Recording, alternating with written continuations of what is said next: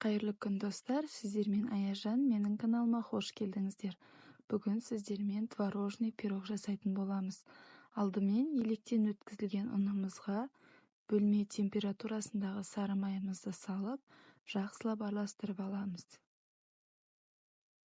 Бірінші песочный қамырын жасайтын боламыз. Қант саламыз.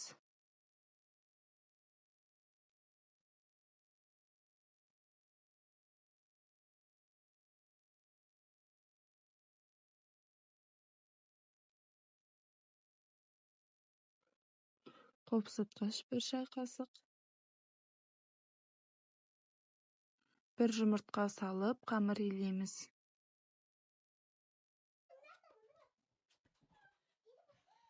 5-10 минутқа демалдырып қоямыз. Енді салмасын әзірлейтін боламыз. Салмасына сүзбемізді, мен қолдың сүзбесін пайдаландым. Қаймақ, кез келген майлылықтағы сүзбе қолдансаңыздар болады.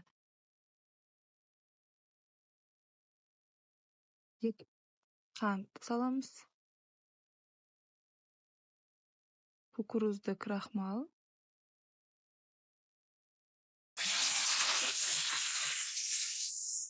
Екі жұмыртқа, ванилин қалауыңызша салып, жақсылап бір келкі етіп араластырамыз. Миксер болса миксердің көмегімен, блендер болса блендермен араластырсаңыздар болады. Бастысы сүзбелеріміз түйіршік болып қалмаса болғаны.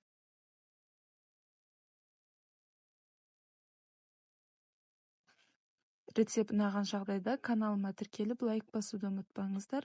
Алдағы уақытта жаңа рецепттермен бөлісіп отыратын боламын. Песочный қамырымызды қалпымызға бір келкі етіп, жайып салатын боламыз. Осы уақытта пешімізді 180 градуста қыздырып қойсақ болады.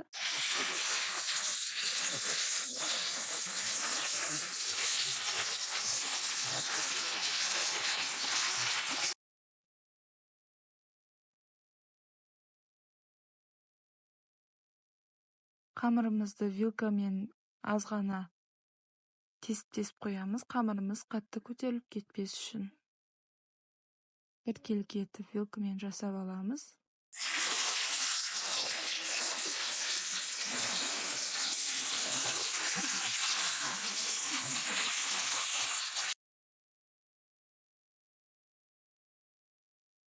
Салмамызды саламыз.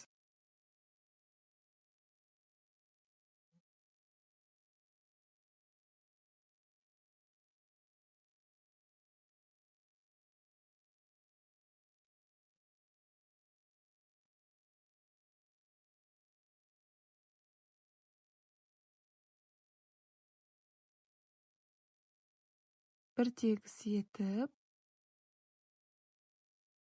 180 градуста 30-35 минутта пісіріп аламыз.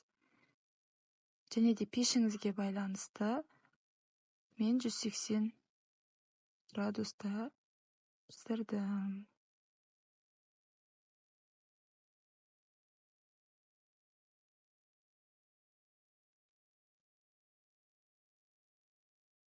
Міне өте дәмді творожный пирогымыз дайын болды.